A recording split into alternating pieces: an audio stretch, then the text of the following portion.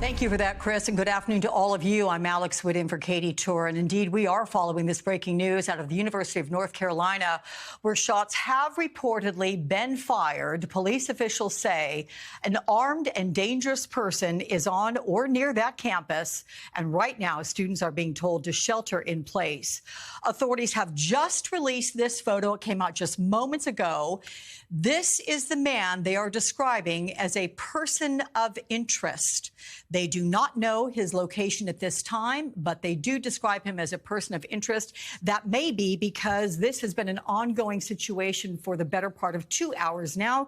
The first call coming in at 1:03 p.m. Eastern time that something was amiss and that there was a dangerous person on that campus. Joining me right now, NBC News correspondent Julia Ainsley. Julia, welcome. Let's talk about what's happening there. We just have this person of interest. What else do we know?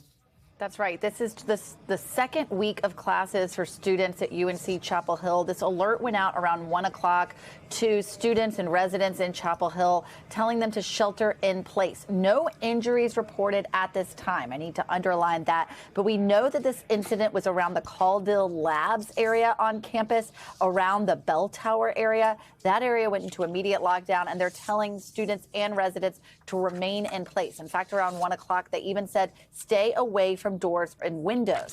There was a period of time where we thought that the suspect was in custody. That appears to have changed. They now say that this person is at large, and they posted that picture saying this is a person of interest in the armed and dangerous person situation. They're not calling it a shooting at this point. There have been reports that there was at least one shot fired. But as far as what police are calling this at this point is that they have a suspect at large, a person of interest at large, rather, in an armed and dangerous person situation. They're telling everyone to keep their distance from this person and to call 911. Again, just a week after these students got back into the classrooms, Alex. It's an extraordinary thing because you think about the campus there. It is really the size of a city.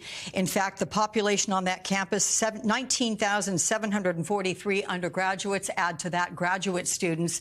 This lab area that you're referring to, Julia, do we know in what quadrant of that campus it is? I mean, is it the north side, south side? Because this is not all that far from Raleigh.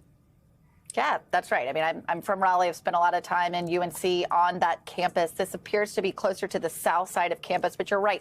UNC Chapel Hill, that college campus is integrated into the city. And so there are parts where you'll pass by residential neighborhoods before you get to a class building or a gym, any other sort of situation that might be another building on campus. It's really integrated into the city, which is why not only students, but also residents of Chapel Hill are on lockdown. And because that first alert, as you pointed out, went out about 2 hours ago, it's not clear where exactly the suspect might be at this point, but they are telling people to keep their distance and to call 911, Alex. But well, it does present a scary situation. It absolutely does. And the problem is at a campus, it's a large campus to house that many students. I believe 729 acres comprise that campus.